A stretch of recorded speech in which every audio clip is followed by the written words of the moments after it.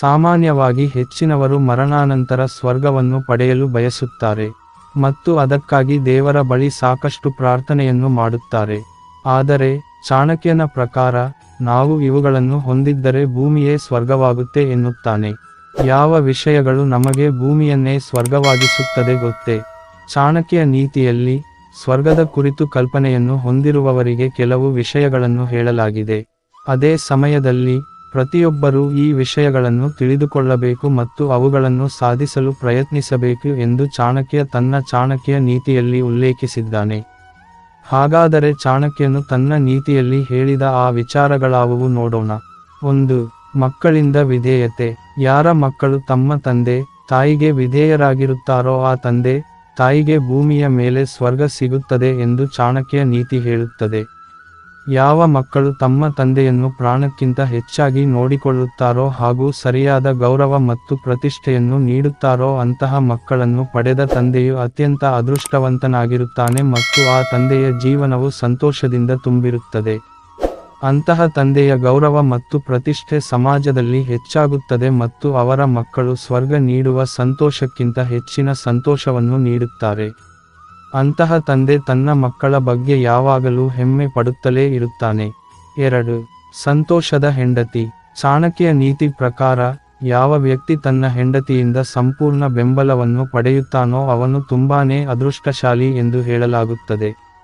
ಚಾಣಕ್ಯ ನೀತಿಯ ಪ್ರಕಾರ ಹೆಂಡತಿಯು ಜೀವನದ ರಥದ ಸಾರಥಿಯಂತೆ.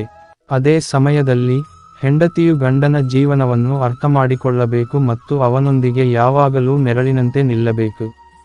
ಪ್ರತಿಯೊಂದು ಸಂದರ್ಭದಲ್ಲೂ ಸರಿಯಾದ ಮಾರ್ಗದರ್ಶನ ಮತ್ತು ಪ್ರೋತ್ಸಾಹವನ್ನು ನೀಡಬೇಕು. ಅಲ್ಲಿ ಹೆಂಡತಿಯನ್ನು ಯೋಗ್ಯ ಪತ್ನಿ ಎಂದು ಕರೆಯಲಾಗುತ್ತದೆ. ಯೋಗ್ಯ ಹೆಂಡತಿಯನ್ನು ಹೊಂದಿರುವ ಪುರುಷನಿಗೆ ಭೂಮಿಯ ಮೇಲೆ ಸ್ವರ್ಗ ಇರುತ್ತದೆ. ಪತಿಯ ಯಶಸ್ಸಿನಲ್ಲಿ ನುರಿತ ಮತ್ತು ಬುದ್ಧಿವಂತ ಹೆಂಡತಿ ವಿಶೇಷ ಪಾತ್ರವನ್ನು ವಹಿಸುತ್ತಾಳೆ.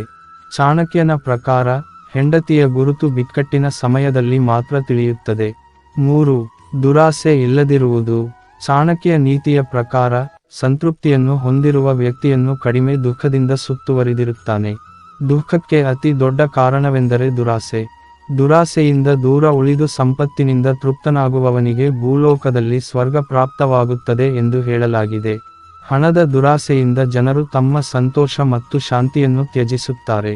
ಇದರಿಂದಾಗಿ ಜೀವನದಲ್ಲಿ ತೊಡಕುಗಳು ಮತ್ತು ತೊಂದರೆಗಳು ಬರಲು ಪ್ರಾರಂಭಿಸುತ್ತವೆ. ಈ ವಿಷಯಗಳು ವ್ಯಕ್ತಿಯ ಮನಸ್ಸು ಮತ್ತು ಕಾರ್ಯದ ಮೇಲೆ ಪರಿಣಾಮ ಬೀರುತ್ತವೆ. ಇದು ನಂತರ ಅವನ ಕೆಲಸದ ದಕ್ಷತೆಯ ಮೇಲೆ ನಕಾರಾತ್ಮಕ ಪರಿಣಾಮ ಬೀರುತ್ತದೆ. ಆದ್ದರಿಂದ ಪ್ರತಿಯೊಬ್ಬ ವ್ಯಕ್ತಿಯು ತನ್ನ ಜೀವನದಲ್ಲಿ ಹಣದ ಮೇಲಿನ ಅತಿಯಾದ ಆಸೆಯನ್ನು ತೊರೆಯಬೇಕು. ತನ್ನ ಬಳಿ ಇರುವುದರಲ್ಲೇ ಸಂತೋಷವನ್ನು ಕಾಣುವ ವ್ಯಕ್ತಿಯು ಯಾವಾಗಲೂ ತಾನಿದ್ದ ಸ್ಥಳದಲ್ಲೇ ಸ್ವರ್ಗವನ್ನು ಪಡೆದುಕೊಳ್ಳುತ್ತಾನೆ. ಆಚಾರ್ಯ ಚಾಣಕ್ಯನು ಹೇಳುವ ಪ್ರಕಾರ ಈ ಮೇಲಿನ ವಿಷಯಗಳನ್ನು ನಾವು ನಮ್ಮ ಜೀವನದಲ್ಲಿ ಅಳವಡಿಸಿಕೊಳ್ಳುವುದರಿಂದ ಭೂಮಿಯೇ ಸ್ವರ್ಗವಾಗುತ್ತದೆ. ಸ್ವರ್ಗ ಸುಖಕ್ಕಾಗಿ ಆ ವ್ಯಕ್ತಿಯು ಯಾವುದೇ ಕಲ್ಪನೆಯನ್ನು ಮಾಡುವ ಅವಶ್ಯಕತೆಯಿರುವುದಿಲ್ಲ.